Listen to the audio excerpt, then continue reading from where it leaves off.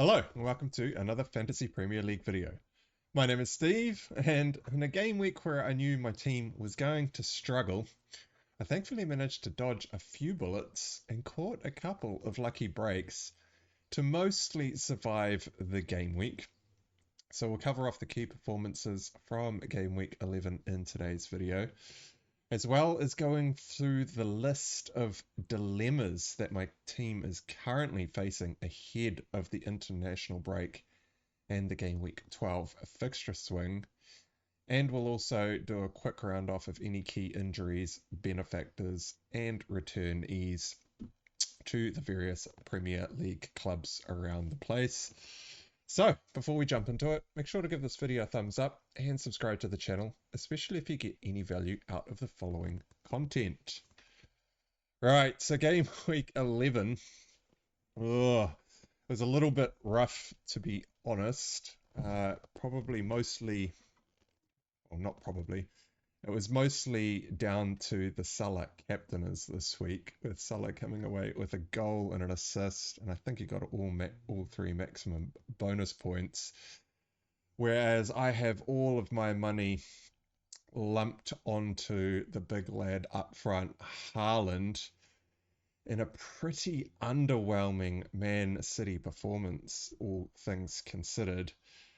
Man City actually failed to register a shot on target in the entire second half against Brighton this weekend.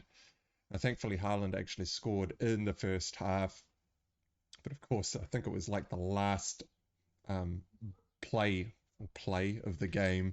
Haaland then went on to get himself a yellow card in about the last minute of injury time. So, of course, Knockers scored down from 6 to 5. I don't think he was anywhere near the bonus at that point either. So, of course, my captaincy blanked with Haaland only coming away with 10 points. And I also had Foden in the squad as well as my differential for the last 4 weeks, who has just not managed to pull any points in the Premier League. I mean, he did get an assist a week or two ago, but nowhere near enough for the outlay that I have put into him.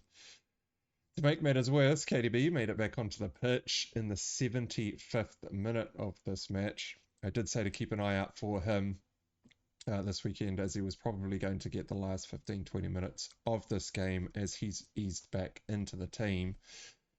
Now, Pep actually shuffled the pack around twice when KDB came back onto the pitch. So he came on in the 75th minute.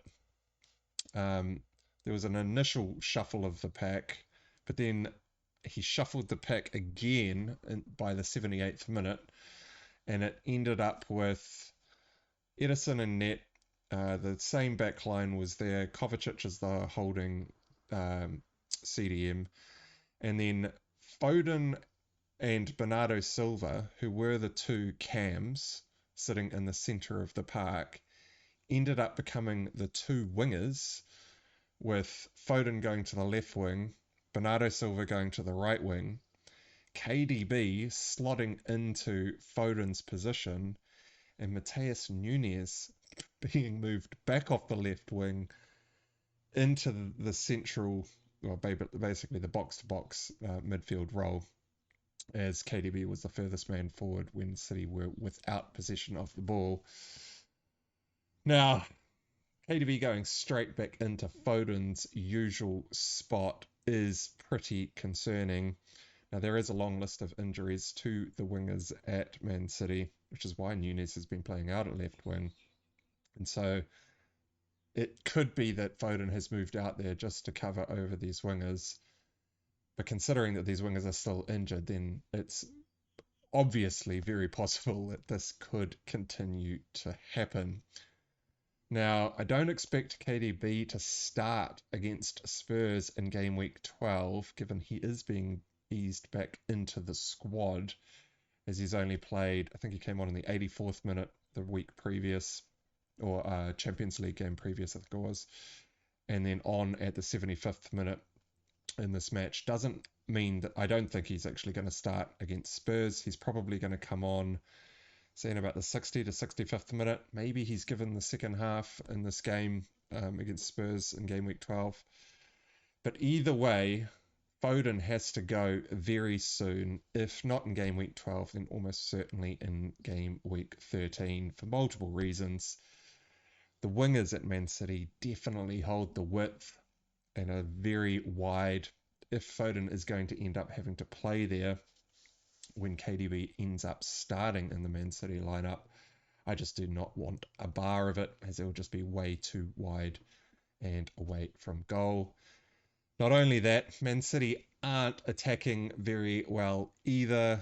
They're also full of injuries, and they're just not gelling at the moment, making me really reconsider the 15 million investment in Haaland. And of course, I do have 9.2 million tied up in Foden as well. That's a lot of money, a quarter of my budget in two players, two attacking players that are just not really rewarding me for that investment.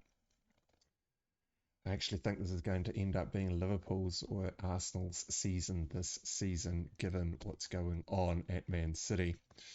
Elsewhere in my team, Emile Smith-Rowe came to my rescue this game week. He made up for a large part of the difference from all the Salah captaincies this weekend, as I don't think many managers out there actually own Smith-Rowe. Now, he scored a goal, came away with maximum bonus, and I think he got a clean sheet in there as well. He's come away with 11 points.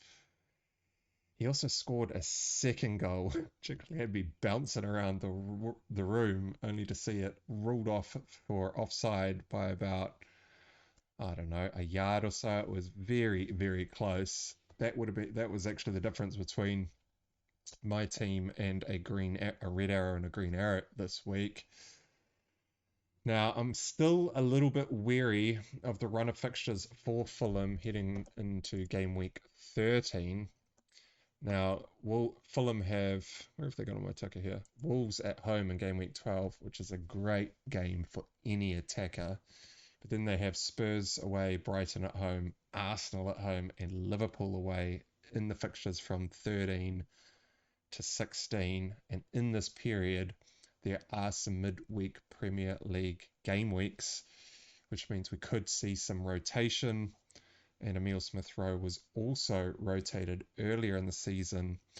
I think it was game week 7 when he came up against Man City, only coming on for the final 25 minutes of that match. And maybe Spurs, he gets a similar benching, and if not Spurs, then definitely for Arsenal and or Liverpool away. And so I do need to be looking at potentially moving Emile Smith-Rowe out of the squad coming up pretty soon.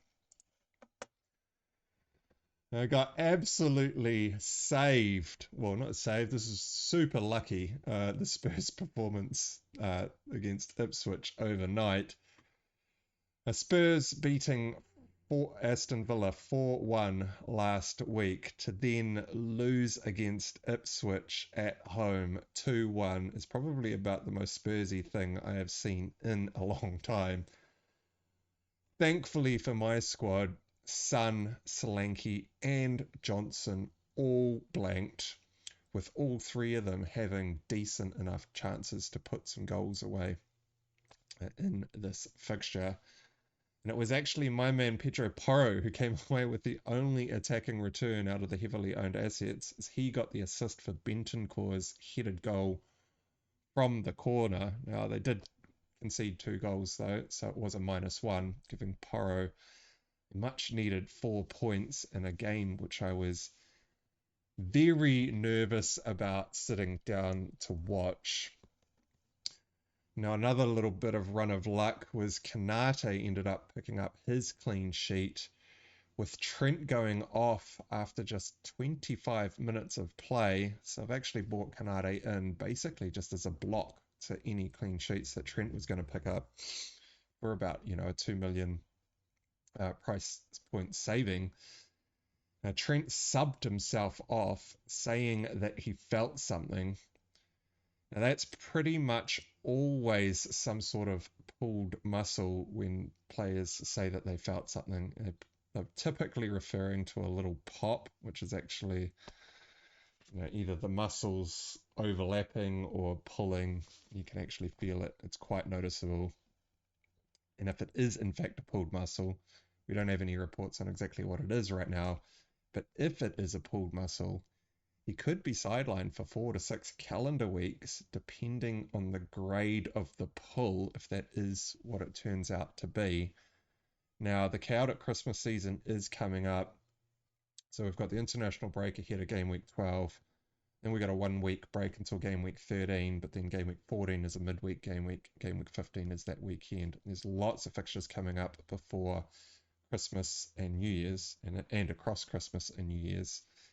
And so if he's out for about 6 calendar weeks, that could actually be quite a lot of game weeks in FPL, making Bradley a 4.7 million defensive option that could just be nailed to start for a run of games in that Liverpool backline. But anyway, Canada comes away with 6 points compared to Trent's 1 point all over the place, which also helped me through the game week. And another little bit of luck was that Jackson managed to survive receiving his 5th yellow card in the Arsenal fixture this morning. I was getting into that game almost certain that Jackson was going to get himself suspended for game week 12. So this has actually saved me a massive headache of having to buy some sort of bench member ahead of game week 12. As we will go through my list of dilemmas later, that would have just been almost certainly a hit that was going to be instigated in game week 12 for my team. Now, of course, I'll need to be very wary of this looming suspension, as he can't pick up a yellow card all the way through until the completion of game week 19. But he's already in my squad, and so it may end up deterring a whole bunch of other managers from picking up on Nicholas Jackson. And he does have Leicester in game week 12, which is the start of the run of fixtures in which that I had prepared Jackson and Palmer in over the last couple of game weeks. I mean, Mbumo ended up getting himself an assist. Jackson blanked, Palmer blanked. Neither of them had very many clear-cut chances in that game. Foden blanked, not many clear-cut chances. Rogers got himself a yellow card. Gabriel and Raya conceded the solo goal from a Neto. Great shot by Neto, actually, outside the box. Drilled it into the near post.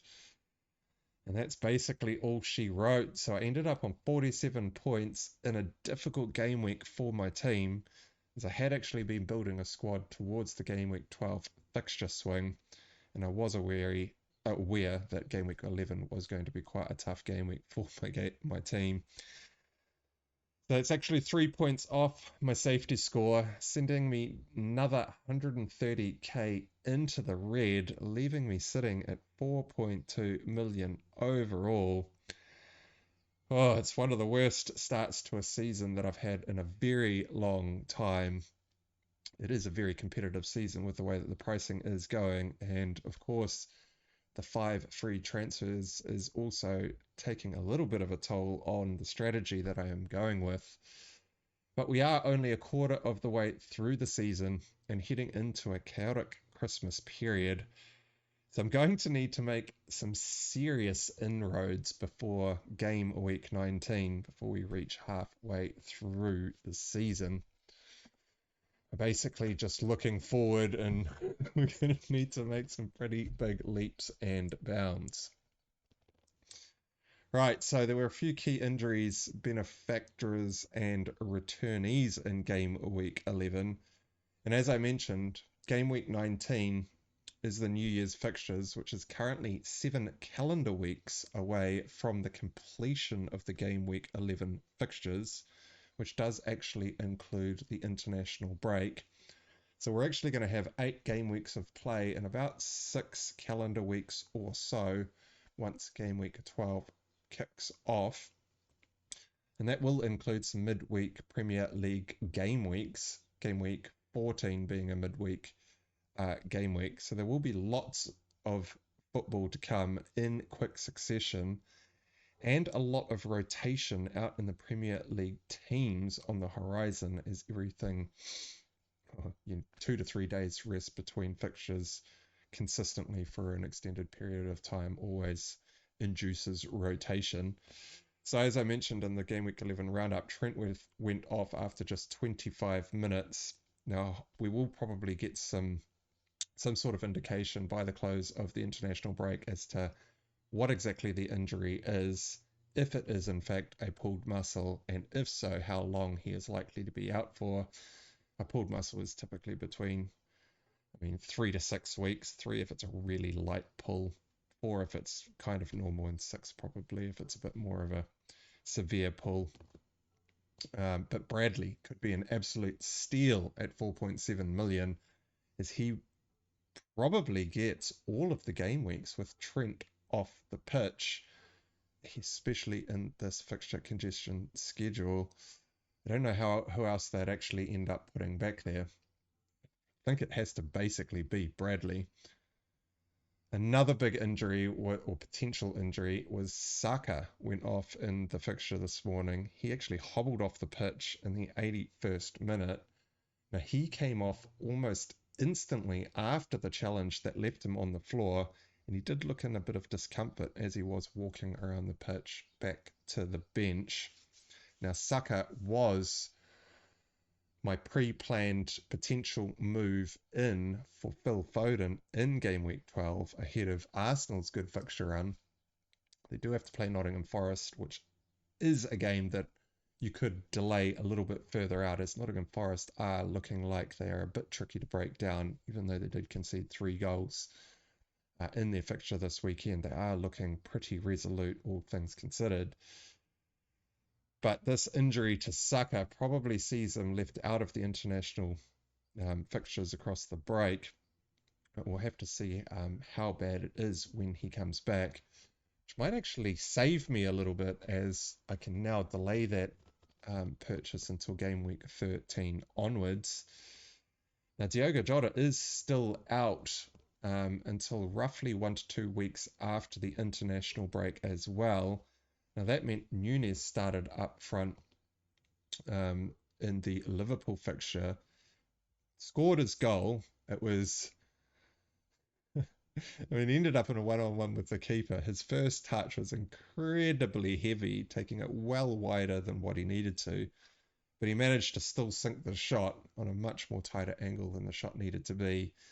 He also missed a pretty easy one-on-one that Salah set him up for, blazing it extremely high and wide. These are a lot of the reasons why I don't typically recommend investing in Darwin Núñez. He just always makes the shot a lot harder than what it needs to be. But Luis Diaz did lead the line in, I think it was the Champions League, in front of Núñez, and so it was going to be interesting to see who started up front with Diogo Jota out for this match. And Núñez was preferred, but he only played, I think it was 65 minutes up top, and then Luis Diaz went up front for the final 25 minutes as Gakpo came on to left wing. Now, I wouldn't be investing in Núñez at all, but I do think it does solidify Diaz's minutes, until Jota comes back.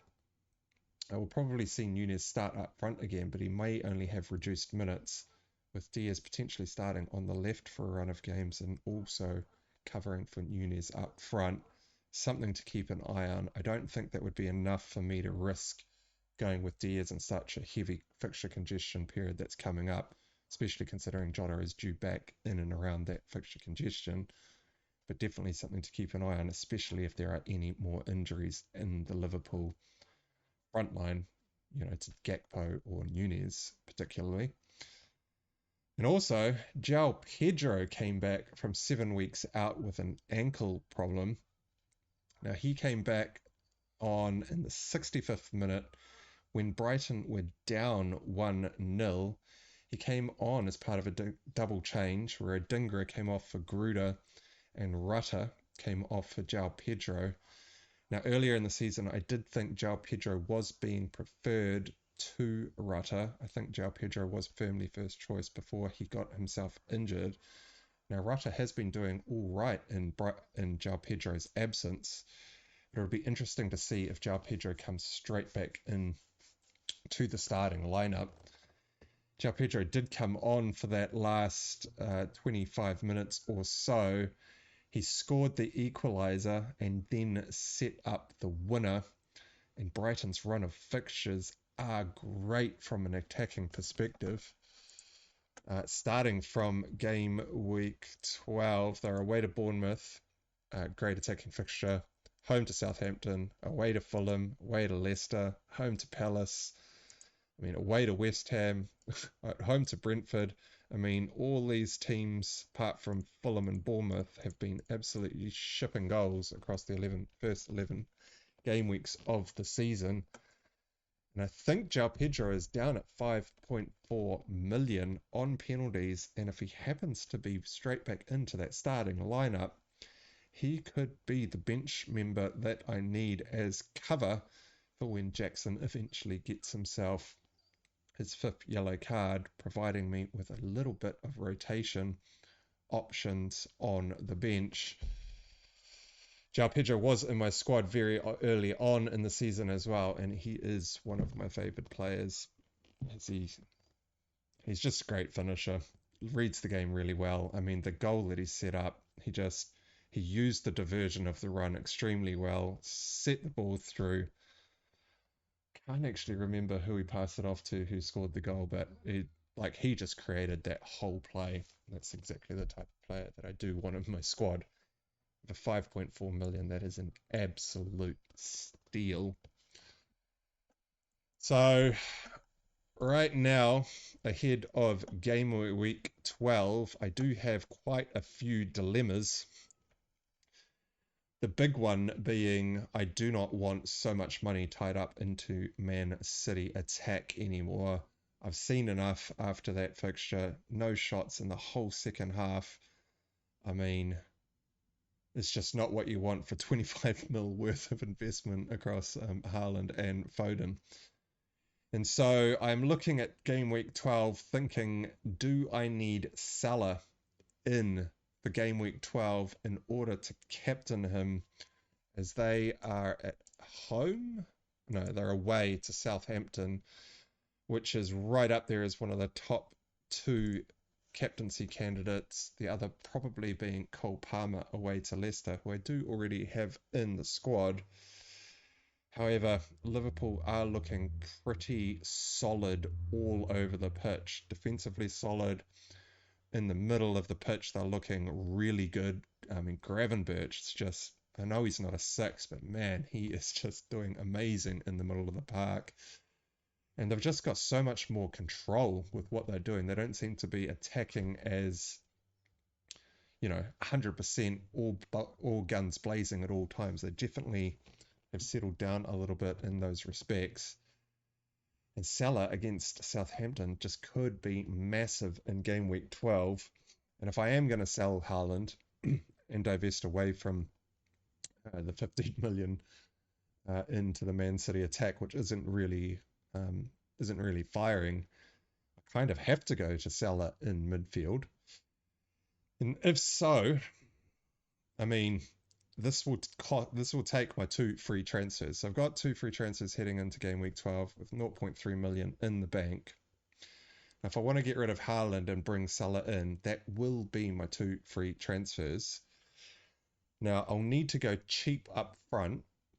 So Haaland all the way down to about 5.96 million, somewhere around there, in order to be able to afford a midfield of Palmer, Salah, and probably Saka in future, as well as also upgrading Stewart on my bench to someone like João Pedro. This is over the coming game weeks. So that would use my 2 free transfers. So do I end up selling Rodgers or Smith Rowe? So actually, let's have a quick look here, which shows the price points. So this is the new view that I've built, which has a little bit more detail. You can see profit and loss, number of yellow cards that players are on, how many starts they've got, expected goal involvement, that sort of stuff. They've got Rodgers at 5.2 million, Smith Rowe at 5.7 million.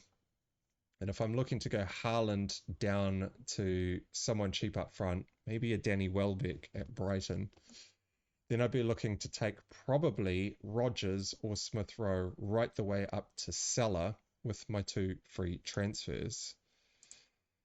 Now, if I do that, That means I will be holding on to Foden for game week 12, which is at home to Tottenham. Now, Tottenham's defense is still, I mean, Tottenham keep conceding goals down their right or the attacking team's left-hand side, and it's because both Porro and Johnson just, neither of them want to challenge. For anyone who's ghosting in at the far post, I think there's been like 3 goals conceded with both Johnson and Porro within a couple of yards of the guy that's actually scored the goal in the last few game weeks. Neither of them have actually stepped out to challenge the man that's shooting. So, Man City against Spurs, I mean, it's a pretty bad defense, but also Man City haven't been attacking very well. I'm relatively confident that Foden is going to start centrally ahead of Kevin De Bruyne, as I don't think he's had enough minutes. But I do want to sell Foden soon, so I'm looking at maybe Smith Rowe out or maybe Rodgers out, but they both have great games at home to Wolves and at home to Crystal Palace. Smith Rowe's just come away with an 11-pointer. I don't really want to be selling him. He's actually picking up investment already. Rodgers is the budget enabler of choice. So I could hold both of them and then actually just get rid of both Haaland and Foden, but that would leave a lot of money sitting on the bench, at least in game week 12, to be invested over game weeks 13 and 14. Like, I have actually quite a lot of money sitting on the bench, which isn't something, money sitting on the bench? Money sitting in the bank, which isn't something I typically do, and it seems kind of weird to be prioritizing Rodgers and Smith Rowe over Phil Foden. But I'm going to have to decide if I do go for Salah, who do I drop in order to bring him in? And if I do make this move, it also means that I'll be holding on to Pedro Porro away to Man City. I mean, is holding Porro versus Man City as bad as it looks? I mean, yes, from a defensive standpoint, Spurs are looking like they're just going to concede goals in every single game. And I didn't really see a hell of a lot of attacking threat from Pedro Porro in the game just gone against Ipswich. Don't remember a hell of a lot against Aston Villa either, although I think I only caught the highlights of that game, and so I might have missed that. But I'd have to hold Porro away to Man City, potentially hold on to Foden, who I don't particularly like, selling one of my budget enablers, both of which I think have great games in game week 12. And I still also need to upgrade my bench at some point as soon as Nicholas Jackson picks up his 5th yellow, or Kanate or Palmer, who are both on 3 yellow cards. They might actually end up picking up their 4th yellow coming up very soon. I'm seeing hits on the horizon, and this is also without any injuries to any of my players that might come out of the international break. So Rodgers is now on 3 yellow cards as he picked up a yellow in the game week just gone. So that's 2 away from a suspension. Palmer's 2 away from a suspension. Kanate's 2 away from a suspension. Nicholas Jackson is 1 away from suspension. Everyone else is looking currently pretty safe. I can just foresee a few hits coming over the next few game weeks. So there's a lot of questions needing answers. And that's also prior to any injuries that do come out of this international break. But I thought I'd just put a bit of a marker in the sand straight after game week 11's fixtures are completed. So I'll actually be back probably on Wednesday next week once the majority of the international fixtures have been played and we can see the new lay of the land with who is going to be fit and available for game week 12 to come back and answer a whole bunch of those dilemmas. But all right, well, that wraps up this video. So don't forget to like and subscribe. Leave us a comment to tell us what you think. Thanks for watching, and I'll see you all again next time.